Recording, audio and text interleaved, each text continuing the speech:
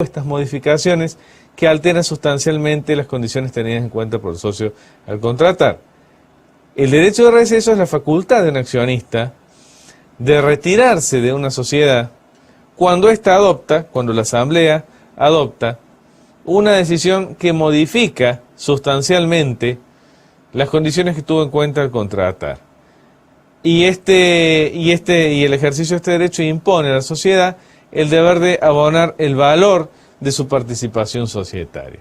También este derecho acuerda a la sociedad la posibilidad de retractarse, de volver atrás con la decisión asamblearia que dio origen al ejercicio de este derecho. Es decir, es una norma de carácter imperativa que permite a aquel accionista presente o ausente en una asamblea en la cual se adopta una decisión que modifica sustancialmente las condiciones que tuvo en cuenta al ingresar a la sociedad y respecto a la cual no está de acuerdo, a retirarse de la sociedad, ¿sí? Y llevarse el valor de su participación societaria. La importancia del instituto que permite conciliar ambos derechos, es decir, el interés de la sociedad de modificar el estatuto social y el interés del accionista de que no le sean impuestas condiciones que modifiquen sustancialmente, que modifiquen sustancialmente las condiciones que tuvo en cuenta al ingresar a la sociedad. En cuanto a los supuestos que dan origen a que habilitan el ejercicio de este derecho, los tenemos en su gran mayoría incluidos dentro de una norma que es el artículo 244 de la ley. El artículo 245 viene a continuación del artículo 244 y refiere a la norma que se encuentra inmediatamente antes.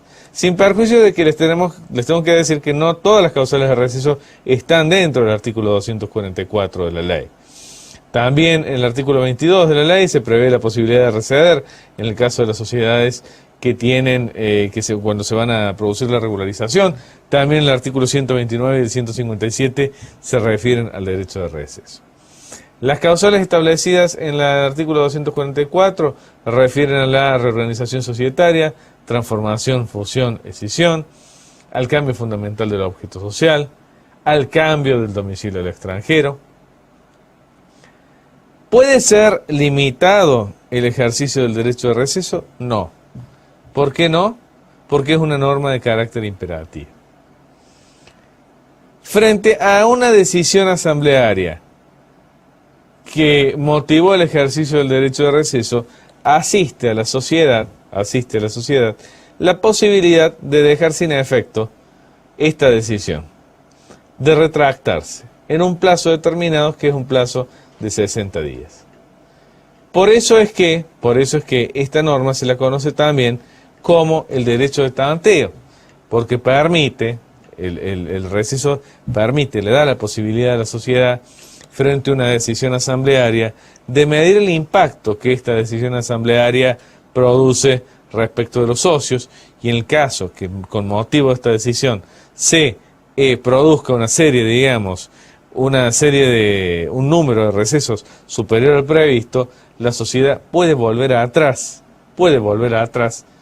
y se produce, caen automáticamente los recesos ejercidos y estos accionistas no pueden reclamar mantener su posición como recedentes, porque es una norma que se encuentra sujeta a una condición, es decir, es un derecho. La norma sujeta el ejercicio de este derecho a una condición, ¿cuál es? La no revocación por parte de la asamblea de la decisión que motivó el receso. En cuanto al cálculo del valor de reembolso, en este sentido, esto constituye uno de los puntos más emblemáticos dentro de la regulación de este instituto, puesto que la ley refiere a que las acciones deberán ser reembolsadas conforme el último balance realizado que deba realizarse. Y sobre este sentido tengo que detenerme y decir lo siguiente. En primer lugar, ¿cuál es el último balance realizado que debe realizarse?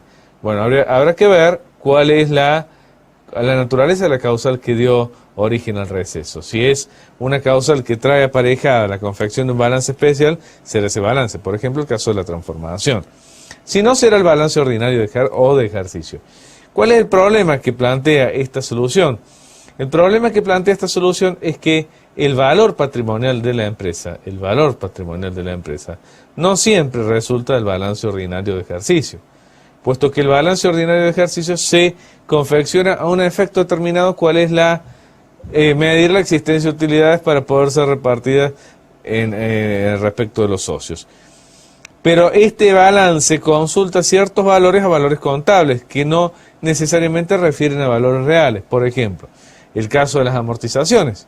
Usted puede tener un balance, un bien, que llegado a N ejercicios económicos valga cero ese bien. Y sin embargo no es que ese bien no tenga valor, contablemente no tiene valor.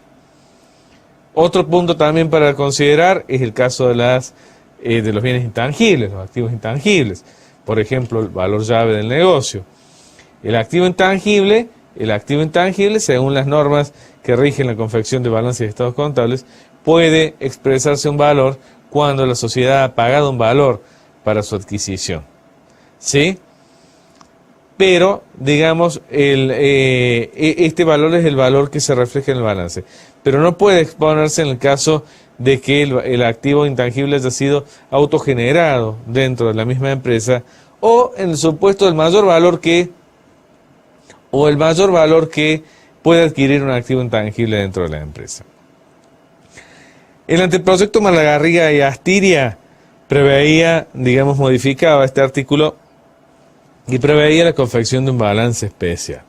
En el derecho comparado se han planteado como soluciones superadoras la confección de un balance especial o la confección de una pericia judicial. Lo real y cierto es que a esta altura lo que tenemos, la norma, que tenemos el artículo 245, puede en algún caso plantear algún tipo de situación írrita, que inclusive en el marco de la ley misma está contemplado. Recordemos cuando analizamos las estipulaciones nulas, el artículo 13, veíamos que en realidad es nula cualquier cláusula que permita la determinación para la adquisición de una participación societaria de un socio por otro que sea aparte notoriamente del valor real. ¿Sí?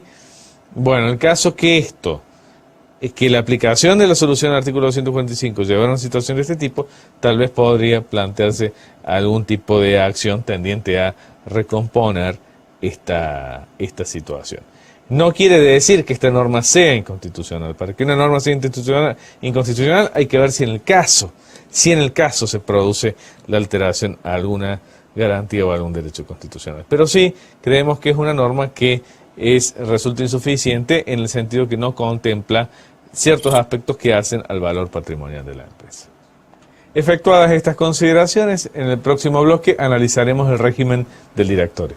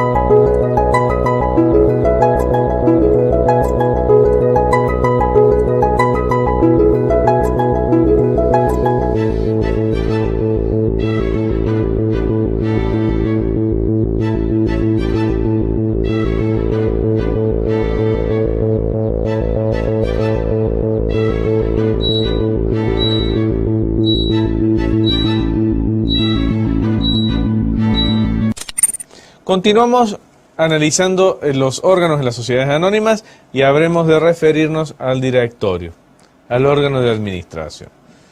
En las sociedades anónimas, la administración se encuentra a cargo del directorio. El directorio es el órgano de administración, es un órgano de carácter necesario.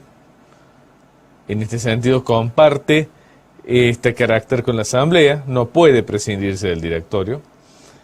Es un órgano de carácter permanente,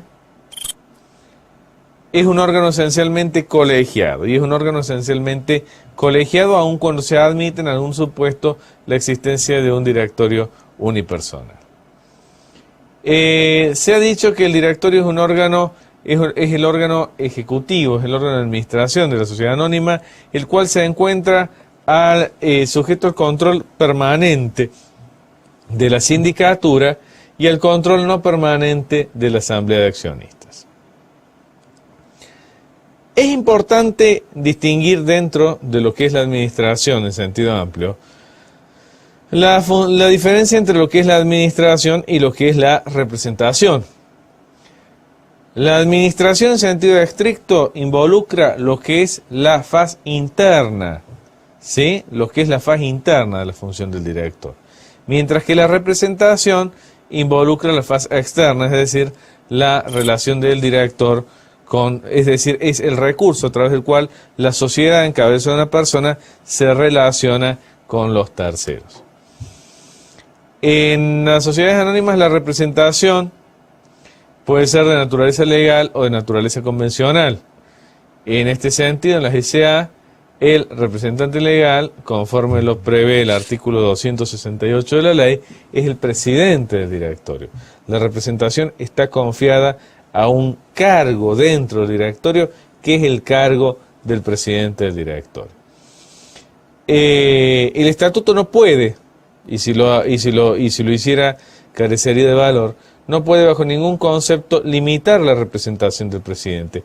De hecho, hemos visto en alguna oportunidad algún estatuto que para ciertos actos de cierta envergadura ha previsto la posibilidad o la necesidad de que este acto sea cumplido por el presidente y por otro director. Bueno, eso es una cuestión que se choca con la letra del artículo 268 de la ley, porque en realidad en materia de sociedades anónimas justamente lo que el régimen ha querido, lo que hay detrás de la norma es el hecho de que quien contrata con un presidente del directorio en representación de la sociedad conozca, digamos, tenga tranquilidad en cuanto a la representación que esta persona posee respecto del sujeto representado. La representación convencional, a diferencia de la representación legal, es la representación del mandatario, se logra a través de un apoderado. En cuanto a la diferencia en orden a lo que es la representación legal y la representación convencional, está dado en el alcance de la representación. En primer lugar, la representación legal es una consecuencia de la teoría del órgano. El representante legal obliga a la sociedad en los términos del artículo 58 de la ley por todos aquellos actos que no sean notoriamente extraños al objeto social. En realidad, si yo les quisiera a ustedes decir cuándo un representante legal obliga a la sociedad, lo que habría que ver en el caso es si ese acto no es notoriamente extraño al objeto social. Si no lo es, este representante obliga a la sociedad. Mientras que el mandatario se encuentra limitado, es decir, la capacidad del mandatario se encuentra limitado a lo que son los términos del mandato. Yo siempre, digamos, pongo un ejemplo y les pregunto qué es lo que sucede en el caso en el cual usted es, por ejemplo, es un banco, es un representante de un banco en el cual concurren dos personas por la misma empresa. Un representante legal, el presidente de esa empresa, y por otra parte un apoderado. Y usted tiene que calificar la representación. ¿Qué va a exigir en un caso y qué va a exigir en otro caso? Si quien comparece es el representante legal, con acreditar que esa persona es el representante legal mediante el acta pertinente y que ese acto no es notoriamente extraño al objeto social conforme al artículo 58, la representación se encuentra satisfecha. Mientras que respecto al representante convencional, habrá que ver en el caso si el acto propuesto se encuentra dentro de lo que es el alcance del mandato. Eso es fundamentalmente la diferencia entre un tipo y otro de representación. El directorio es un órgano de carácter colegiado, como decíamos, el director no se requiere para ser director ser socio de la sociedad. A diferencia de lo que sucede en el caso de las cooperativas, en el cual los miembros del consejo de administración tienen que ser socios, los directores no es necesario el carácter de socio, porque en realidad lo que se privilegia es la idoneidad para ejercitar el cargo. El director está compuesto por un número de 3 a 15 miembros. Estos miembros son elegidos por la Asamblea Ordinaria de Accionistas, duran en sus cargos 3 ejercicios, excepto cuando son elegidos por el Consejo de Vigilancia. Consejo de Vigilancia, que es un órgano de fiscalización, dentro de sus funciones se encuentra la de elegir a los directores. En el caso en el cual el Consejo de Vigilancia elige a los directores, estos duran en su cargo 5 ejercicios. En todos los otros casos, es decir, el plazo ordinario es de 3 ejercicios. Cuando el director es elegido por la Asamblea de Accionistas, duran 3 ejercicios en sus cargos. En cuanto al carácter del cargo, el cargo del director es personal e indelegable. Es personal e indelegable. Esta característica ha llevado a la doctrina a preguntarse acerca de la viabilidad, si es viable, si es posible, que el cargo del director sea ejercido por una persona de existencia ideal. ¿Puede una sociedad ser directora de otra sociedad?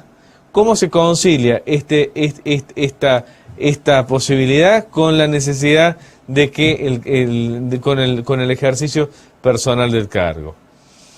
En realidad, esta respuesta, yo entiendo que hoy por hoy más que en otros tiempos, tiene que ser afirmativa. La realidad, la misma realidad de los casos, la misma realidad de las cosas nos indica que esto es así. Y lo que es afirmativa si tomamos en consideración que el carácter personal del cargo se refiere al modo como se ejerce el cargo. Es decir, sea que lo ejerce una persona de existencia visible, una persona de existencia ideal, esto, digamos, tiene que ser en forma indelegable, no puede delegarse. Puede delegarse el ejercicio de funciones ejecutivas a través de la institución de gerencias o a través de la institución de un comité ejecutivo, pero lo que no puede, bajo ningún punto de vista, delegarse es la responsabilidad. La responsabilidad es indelegable. En cuanto a la posibilidad de realizar actividad en competencia, contratar con la sociedad y el supuesto del director con interés contrario. ¿Puede un director efectuar actividad en competencia con la sociedad? En principio no. Y esto es así por el conocimiento que este funcionario tiene acerca de lo que es acerca de cierta información dentro de la empresa que podría ser utilizada de admitir esta postura de modo perjudicial para los intereses de la sociedad. El director no puede efectuar actividad en principio en competencia, salvo autorización expresa de la sociedad. El director con interés contrario, ¿qué es lo que debe hacer?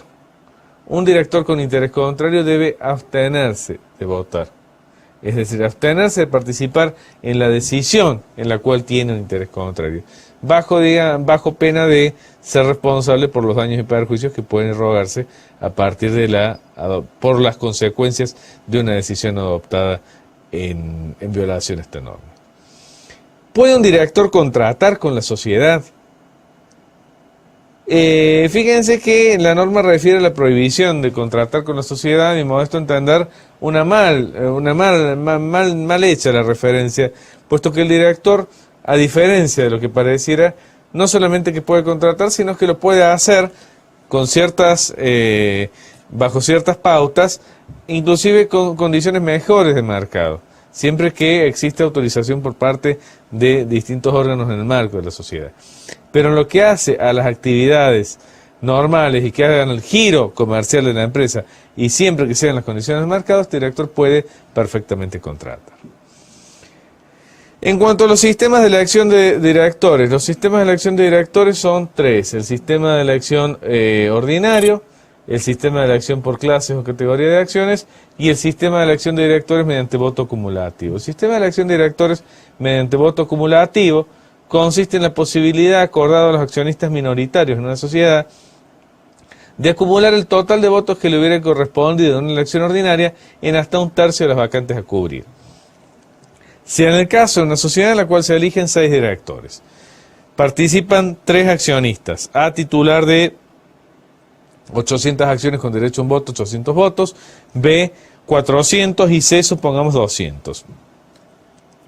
El sistema de elección de directores por voto acumulativo le permite al accionista minoritario, por ejemplo en este caso C, acumular el total de votos que le hubiera correspondido en la elección ordinaria. En este caso serían 1.200 votos, 200 por 6 cargos, en hasta un tercio de las vacantes a cubrir. Es decir, en un tercio de 6, que son 2, puede acumular 600 y 600. O puede asignar todos los votos a un mismo director. Es decir, este sistema lo que trata en alguna medida es de permitir o de ayudar al accionista minoritario a tener alguna representación dentro de la sociedad. No le asegura, porque puede suceder que este accionista, la participación de este accionista sea tan insignificante que ni siquiera pueda en este tercio, porque en este tercio compite con la mayoría, ganarle a la mayoría. Pero sí puede competir acumulando sus votos. Y es una norma, también es una norma imperativa dentro de la ley y es protectoria de los intereses de las minorías. El estatuto no puede limitar el ejercicio de este derecho, ni tampoco puede, se puede, digamos, elegir, se puede renovar escalonadamente el directorio, pero hay que tener cuidado porque toda renovación escalonada que lleve implícito el propósito de eludir la posibilidad de ejercer este derecho es ineficaz, es decir, supongamos que para que pueda ser ejercido este derecho tienen que existir al menos 3 cargos, ¿sí? 3 vacantes a cubrir, porque se elige dentro del tercio, hasta un tercio. Con lo cual, si yo tuviera un directorio compuesto por 3 directores y yo elijo todos los ejercicios, un cargo, va de suyo que la minoría en este caso nunca podría hacer uso de este derecho. En cuanto a las acciones de responsabilidad, el director como administrador se encuentra sujeto al régimen de responsabilidad. La norma respecto a la cual regula la conducta de los administradores en las sociedades es el artículo 59 de la ley, que prevé la necesidad de que el administrador actúe con la lealtad y diligencia de un buen hombre de negocios. En los directores de sociedades anónimas es donde más contiene una regulación más amplia el tema de la responsabilidad. Y en este sentido, específicamente en lo que refiere a los directores de sociedades anónimas, el director responde frente a la sociedad, a los socios y los terceros, en los términos del artículo 59 de la ley y en los términos del artículo 274, que prevé algunos factores de atribución específicos, como es el tema del abuso de facultades o la culpa grave. La conducta del administrador debe ser juzgada por la Asamblea de Accionistas. La Asamblea Ordinaria de Accionistas es quien juzga la conducta del administrador. Esta responsabilidad deviene por incumplimiento de la ley, estatuto o reglamento, ¿sí? Existe la posibilidad de que en un directorio plural algún director disienta en cuanto a la adopción de alguna decisión ilícita. En este caso, el director puede eximirse de responsabilidad si comunica su protesta al órgano de fiscalización antes de que su responsabilidad sea denunciada. La responsabilidad de los administradores se extingue por aprobación, renuncia o transacción siempre que el acto no sea violatorio de la ley, estatuto o reglamento y que no medie oposición del 5% del capital social. En cuanto a las acciones de responsabilidad, las acciones de responsabilidad pueden ser iniciadas por la sociedad, pueden ser decididas por la sociedad, en el caso de las acciones sociales, o puede darse la acción individual que puede ser ejercida por el socio o por un tercero. La acción social de responsabilidad, quien decide promover la acción social es la Asamblea de Accionistas. Quien ejerce esta acción puede ser el representante legal, Acción ut Universi, o puede también el accionista subrogarse en el supuesto en el cual la sociedad no haya ejercido esta acción dentro de un plazo determinado, puede este accionista subrogarse en el ejercicio de esta acción, que es decidida por la sociedad. El resultado, los efectos, digamos, de este proceso benefician a la sociedad. En cuanto a las acciones individuales, pueden ser ejercidas por el socio en la medida que sienta una lesión a su interés individual, o puede ser ejercida también por el tercero. En este supuesto estamos frente a un tipo de responsabilidad extracontractual cuyo plazo de prescripción es de 2 años. En el caso de la acción social y la acción ejercida por el socio, el plazo de prescripción de estas acciones es de 3 años si aplicamos las normas del Código de Comercio, 10 años si aplicáramos la solución del Código Civil. Para la acción iniciada por el tercero, como es un supuesto de responsabilidad extracontractual, rige el plazo establecido en el Código Civil, que es un plazo de 2 años. En cuanto a la naturaleza de la obligación del director, la naturaleza de la obligación del director es una obligación esencialmente de medios, es decir, el director no compromete un resultado. Digo esencialmente de medios porque existen ciertas obligaciones que se encuentran, digamos, que refieren a conductas específicas que son de resultados. Pero, en principio, digamos, la regla es que el director se compromete a poner su diligencia a los efectos de lograr compromete los medios para lograr su cometido. No es una obligación de resultados, sino una obligación de medios. Es decir, el factor de atribución requiere un obrar diligente por parte del director, pero no es responsable, no asegura un resultado, como si se tratara de una obligación de resultado. A los efectos de valorar la conducta del director, tenemos que tener presente el carácter que tiene el cargo del director, el carácter técnico, que presupone la existencia de un conocimiento determinado, y en base a estas pautas será justa y preciada la conducta de este director. El ejercicio de la acción de responsabilidad presupone la concurrencia de los 4 presupuestos que hemos estudiado en el derecho civil, es decir, la antijuricidad, el factor de atribución, la relación de causalidad y fundamentalmente el perjuicio. Y vuelvo a lo que dijimos cuando vimos la acción de remoción. Tanto la acción de remoción como la acción de responsabilidad pueden partir de un mismo hecho, de una inconducta por parte del administrador. Pero en el caso de la acción de remoción, el objeto de esta acción es lograr destituir al director, mientras que el objeto de la acción de responsabilidad es lograr el resarcimiento de un perjuicio, con lo cual lo que habrá de probarse en un proceso y en otro proceso son cuestiones diferentes. Puede un obrar antijurídico no causar perjuicio y no dar lugar a una acción de responsabilidad. Efectuadas estas consideraciones, vamos a pasar al análisis de la fiscalización en las sociedades anónimas.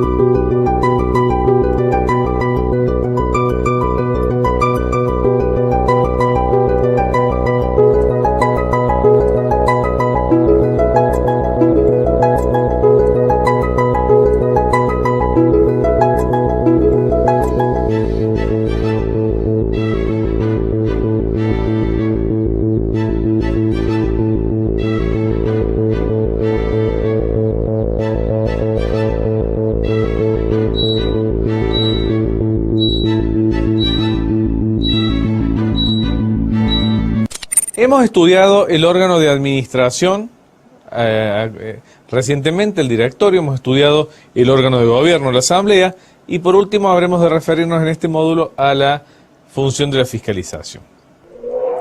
Para referirme a la fiscalización tengo que distinguir en primer término lo que es la fiscalización externa de lo que es la fiscalización interna. Las sociedades anónimas se encuentran sujetas a la fiscalización externa. Esta fiscalización es ejercida por una institución, por un órgano dependiente del Poder Ejecutivo, que es en la ciudad de Córdoba es la Inspección de Personas Jurídicas, en el orden nacional es la Inspección General de Justicia de la Nación. Estos órganos que intervienen tanto en lo que es la fiscalización como en el trámite de constitución y modificación de las SA. Recordemos que en la ciudad de Córdoba el trámite de fiscalización y en algunas provincias se realiza íntegramente en la órbita de lo que es la inspección de personas jurídicas, a través de la delegación de facultades judiciales que se ha hecho en función de normas que han acordado esta posibilidad. Este organismo tiene funciones registrales en cuanto a que actúa como juez de registro en las jurisdicciones en las cuales se han sustituido estas funciones, y también tiene facultades de carácter de contralor y funciones que se refieren al poder disciplinario, es decir, es un órgano con competencia para aplicar algún tipo de sanciones correctivas. La fiscalización externa en el caso de las sociedades anónimas, puede ser de carácter permanente o no permanente, según ciertos aspectos que hacen a las sociedades anónimas. Es decir, existen ciertas sociedades anónimas que en la actualidad están reguladas en una norma específica, que es el artículo 299 de la ley, como son aquellas que hacen oferta pública de sus acciones, como aquellas que tienen un capital superior en la actualidad a 10 millones de pesos o al monto que fije el Poder Ejecutivo en el momento, aquellas que sean concesionarias de servicios públicos. Estas sociedades, entre otras, están sujetas al Contralor Estatal Permanente, es decir, la autoridad de aplicación interviene tanto en la constitución, modificación como en disolución, como en todo momento. El resto de las sociedades anónimas está sujeta a Contralor Estatal, pero este Contralor Estatal no es permanente, sino es de carácter no permanente, excepto que se den las situaciones establecidas en el artículo 300 de la ley, es decir, que sea requerida la intervención de la autoridad de aplicación por accionistas que representan el 10% del capital social, o que la autoridad de aplicación lo haga en resguardo del interés público. Esta autoridad de aplicación, como yo les decía, también tiene la facultad de aplicar sanciones a aquellas sociedades que pueden consistir en un apercibimiento con publicación o una multa. En el ámbito interno, la función de fiscalización se vincula directamente con un derecho esencial del socio que hemos estudiado con anterioridad, que es el derecho de información. El derecho de fiscalización tiene en la ley una recepción genérica, que es en el artículo 55 de la ley. Recordemos, la norma del artículo 55 prevé la posibilidad de los socios de examinar directamente la documentación contable de la sociedad y de recabar información de los administradores, salvo las sociedades que cuentan con un órgano específico, como puede ser la sindicatura, sociedades en las cuales este derecho se ejercita a través de este órgano. Pero en todos los otros casos se hace a través de se puede hacer en forma directa. Las sociedades anónimas pueden prescindir de la sindicatura. En este caso ciertas sociedades anónimas pueden prescindir de la sindicatura. En este caso esto debe establecerse de manera expresa en el estatuto social. Dentro de los órganos de fiscalización habremos de referirnos a los dos, tanto a la sindicatura como al Consejo de Vigilancia. La sindicatura, ¿qué es lo que es la sindicatura? La sindicatura es el órgano de fiscalización en las sociedades anónimas que tiene a su cargo el control de legalidad de los actos del directorio. Recordemos, cuando analizamos la figura del director, dijimos que este órgano de carácter permanente se encontraba sujeto al Contralor permanente de la sindicatura y no permanente de la asamblea. Es decir, la misión del síndico es controlar al director. Controlar, ¿qué es lo que debe controlar? La legalidad de los actos del director. Para ser síndico, la sindicatura es un órgano de carácter permanente, es un órgano de carácter no necesario, puede en algún caso prescindirse de la sindicatura. Es un órgano de carácter técnico y fundamentalmente es un órgano de carácter profesional. Y es un órgano de carácter profesional porque para poder ejercitar la función de síndico se requiere ser contador público, abogado o una sociedad constituida por contadores o abogados. Con lo cual, a los efectos de justipreciar o evaluar la conducta del síndico, tenemos que tener presente que la norma contiene en el artículo 902 del Código Civil lo que es la profesionalidad, cómo incide la profesionalidad a la hora de evaluar la responsabilidad de una persona. Es decir, el síndico es un profesional de ciencia contable o de la abogacía. ¿Quién elige a los síndicos? La sindicatura es elegida por la Asamblea de Accionistas. La elección de la sindicatura en el régimen de la ley 19.550 ha dado motivo a algún tipo de cuestionamiento o algún planteo en cuanto a la conveniencia de la solución legal. Dicho en otros términos, la sindicatura es un órgano que tiene por función controlar la legalidad de los actos del directorio. ¿Hasta dónde es conveniente que este órgano que controla los actos del directorio sea elegido por las mismas mayorías que eligen a los directores? Y este ha sido el interrogante que ha llevado a plantearse alguna necesidad de reforma del sistema o al menos preguntarnos acerca de la conveniencia de mantener un sistema asentado en base a estas premisas. ¿Es conveniente que quien va a controlar sea designado por la misma mayoría que los controlados? Esta es una de las principales críticas que se les realiza a la sindicatura en la regulación de la ley de sociedades comerciales. No pueden ser síndicos quienes no pueden ser directores, y aparte no pueden ser síndicos ni los directores ni los empleados de la sociedad, ni los parientes en determinados grados de los directores y empleados. Y esto tiene que ver con el objeto de la función del síndico, que no es compatible, digamos, con el hecho de impedir algún tipo de situación que pueda llevar a quebrar lo que es la imparcialidad de la sindicatura a la hora de controlar mediante un parentesco, mediante el ejercicio de algún cargo de administración. Indudablemente que si el síndico tiene por función controlar a los administradores, va de suyo que no es posible que la misma persona que sea controlada sea a la vez quien controle. La sindicatura puede ser revocada sin causa, excepto que media oposición del 5% de los accionistas, en cuyo caso debe expresarse la causa. Esta es una de las normas que tiende a poner, si se quiere, algún límite al poder discrecional de las mayorías a los fines de la remoción de la sindicatura, de la revocación. En cuanto a las atribuciones y obligaciones de los síndicos tienen un amplio espectro de atribuciones y obligaciones, dentro de los cuales podemos mencionar convocar asambleas, fiscalizar la existencia de la garantía de los directores, suministrar información a los accionistas, recibir las denuncias de los accionistas, verificar la existencia de disponibilidades dentro de la sociedad, y bueno, toda cuestión que refiera a lo que es el control de legalidad.